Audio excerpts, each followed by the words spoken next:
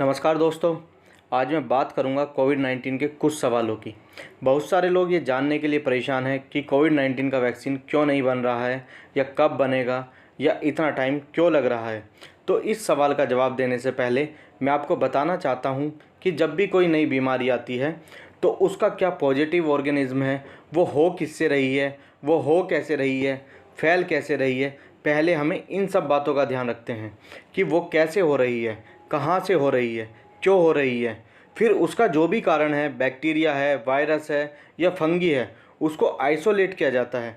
उसका सीक्वेंस क्या है, उसका डीएनए मटेरियल क्या है, उसकी जेनेटिक हिस्ट्री क्या है, मतलब वो कैसा है, उसका जेनेटिक इम्प्रिंट क्या है।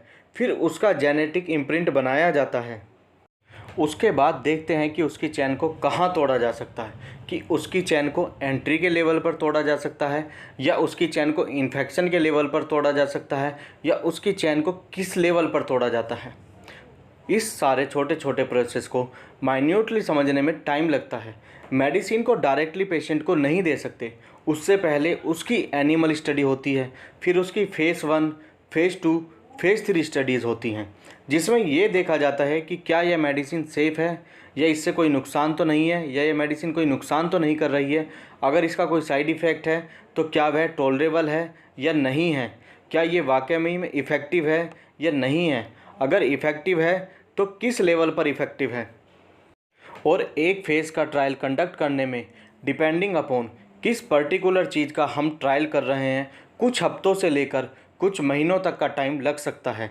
देखने में और समझने में जितने मुश्किल लग रहे हैं, करने में उससे भी ज़्यादा मुश्किल है, क्योंकि ये सारा टाइम टेकिंग प्रोसेस होता है। और आजकल हाइड्रोक्सीक्लोरोक्विन के लिए मारामारी चल रही है और ये बिल्कुल भी अवेलेबल नहीं है और हर कोई इसे खाना चाहता है।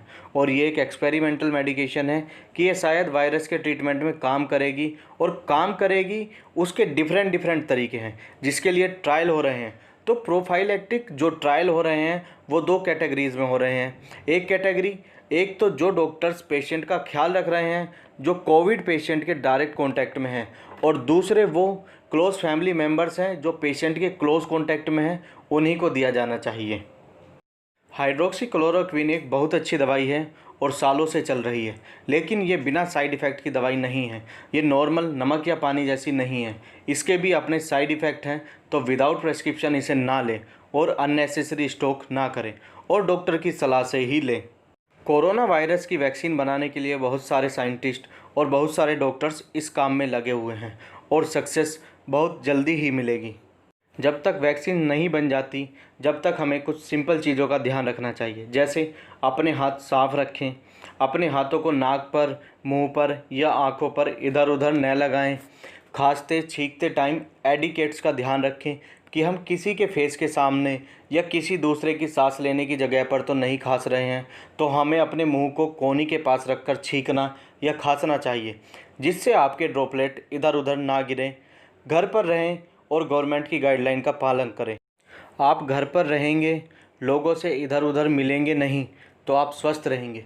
देखिए, वायरस कभी चलकर नहीं जाता, वायरस तो अपने आप फैलता नहीं है, उसके तो पैर नहीं लगे हुए हैं, तो कौन चलता है? हम इंसान चलते हैं।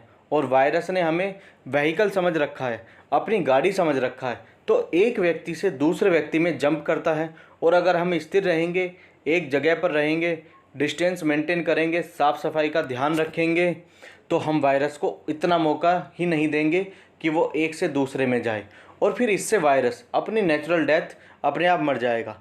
इन छोटी छोटी बातों का ध्यान रखिए, आप कोविड से स्वस्थ रहेंगे और सुरक्षित रहेंगे।